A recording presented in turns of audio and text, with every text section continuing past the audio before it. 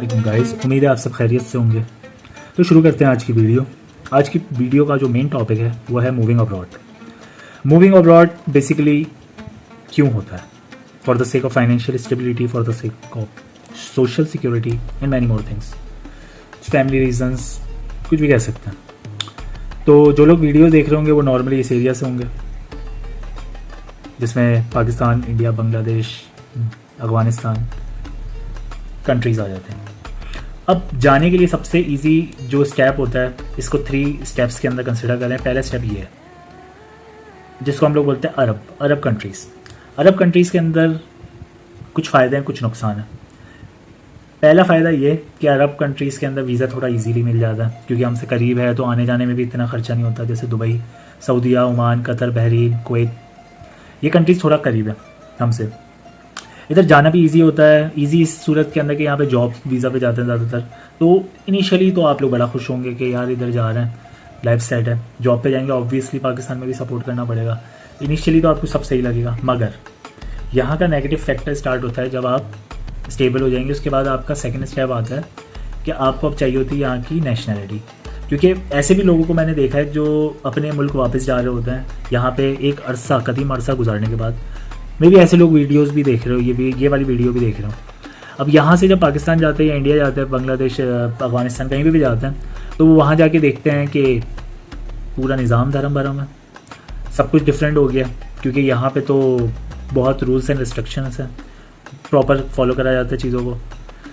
अब जैसे पाकिस्तान से लोग यहाँ जाते हैं तो वो लोग ये सोचते हैं कि अच्छी जगह है, गुड कंट्रीज़ हैं, यहाँ जाके अर्निंग अच्छी होती है, जॉब स्टेबिलिटी मिल जाएगी। मगर एक ना एक दिन आपने वापस जाना है, क्योंकि ये कंट्रीज़ अभी तक तो फ़िलहाल कोई नेशनैलिटी नहीं देते हैं, ना आपको लॉन्ग स्टे का कोई परमिट देते हैं। जैसे आपका काम ख़त्म, आपका वीज़ा ख़त्म, go back to your country. Okay, तो इसके बाद सेकेंड स्टेप होता है हम लोगों का कहाँ पे देखने का? यूरोपियन साइड पे। ये यूरोपियन साइड है पूरी, Spain, France, Austria, Italy, Romania, Greece, Poland, Germany, UK, Finland, Norway, Denmark, ये पूरा साइड यूरोप।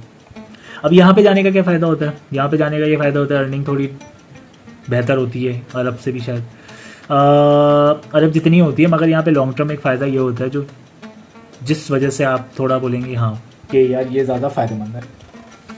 पहला फ़ायदा ये है कि ये कंट्रीज़ आपको मोर सिक्योर होंगी। इस कंट्रीज़ के अंदर आपको पाकिस्तान या इंडिया, बांग्लादेश जैसा माहौल नहीं मिलेगा। वहाँ के लोग भी कम मिलेंगे, बहुत ज़्यादा नहीं मिलेंगे, क्योंकि यहाँ पे इतना ज़्यादा थोड़ा सा आपको स्टेटमेंट वगैरह या स्टडी वीज़ा या जॉब वीज़ा भी जर्मनी बहुत लोग आ रहे हैं। तो इस साइड पे जो आते हैं उसके लिए पहला पॉजिटिव फैक्टर ये होता है कि वो लॉन्ग टर्म सोचते हैं। लॉन्ग टर्म क्या सोचते हैं? वो सोचते हैं कि बाद में जाके इन्होंने फैमिली यहाँ पे सेटल करनी है। 5 साल बाद PR पासपोर्ट का प्रोसेस स्टार्ट हो जाता है और मिल जाती है। अब तीसरा स्टेप, और यहाँ का एक नेगेटिव फैक्टर ये है कि अगर अल्लाह ना करे पाकिस्तान या इंडिया, आपके अपने वतन के अंदर कुछ मसला हो जाए तो आपको वापस जाने में काफ़ी टाइम लगता है। यहाँ से ख़र्चा भी ज़्यादा होता है।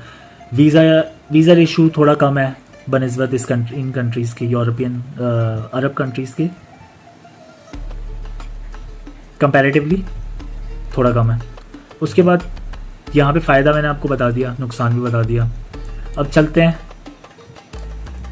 ऑस्ट्रिया और US की तरफ, Canada. US is the land of opportunities. Actually अगर आपके पास अच्छा खासा अमाउंट है, आपके बैंक के अंदर बैलेंस है और आपके अब्बू की जेब में ताकत है, तो यहाँ पे आएँ। यहाँ पे आपको बहुत अपॉर्चुनिटीज़ मिलेगी। यहाँ पे आप आके अपना काम करेंगे, आप जॉब करेंगे। यूनिवर्सिटी से ग्रेजुएट होने के बाद आपको कंपनीज़ बहुत मिलेंगी, आपको बहुत ऑप्शंस है यहाँ पे। आप यहाँ पे जॉब करेंगे, फिर आपको ये लोग सोशल सिक्योरिटी भी देते हैं, आपको सपोर्ट करते हैं, पासपोर्ट भी देते हैं। ड्यूल नेशनलिटी भी पाकिस्तान वाले तो कर सकते हैं, इंडिया वाले नहीं कर सकते। ड्यूल नेशनलिटी के चक्कर में फंस जाते हैं, वो PR तक रुक जाते हैं। अब यहाँ पे भी यही फ़ायदे हैं, मगर यहाँ पे ज़्यादा फ़ायदा ये है क्योंकि US पावरफुल है बाकी कंट्रीज़ से।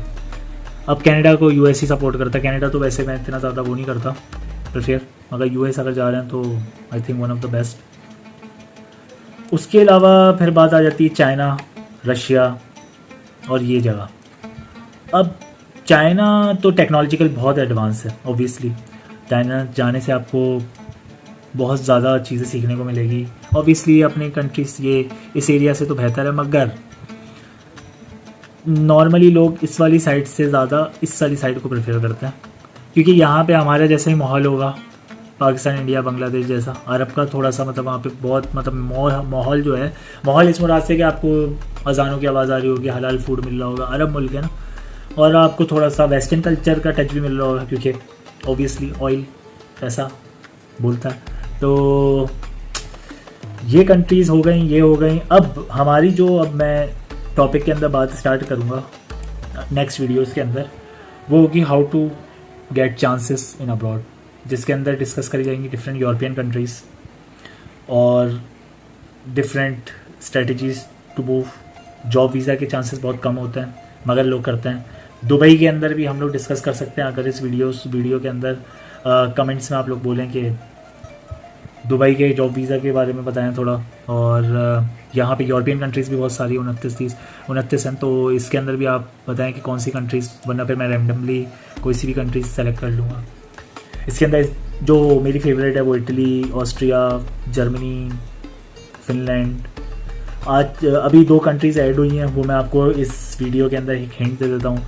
बुल्गारिया इस यूरोपियन यूनियन के अंदर ऐड हो गई है, तो बहुत बेहतरीन चांस है अगर कोई आना चाहे। Romania, Bulgaria, one of the best countries to consider right now, cheap in rate, have the opportunity of Schengen zone. तो अगर आप लोग बाहर आ रहे हैं तो भाई वाला मशवरा है कि ये कंट्रीज़ को कंसीडर करना मत भूलिएगा। फिर मिलते हैं नेक्स्ट वीडियो में। चैनल को सब्सक्राइब करें, लाइक करें और अपनी कमेंट्स का इजहार ज़रूर करें, अपनी राय का इजहार कमेंट्स में ज़रूर करें। आज के लिए बस इतना ही, फिर मिलते हैं नेक्स्ट वीडियो में एक नए टॉपिक के साथ। अस्सलाम वालेकुम।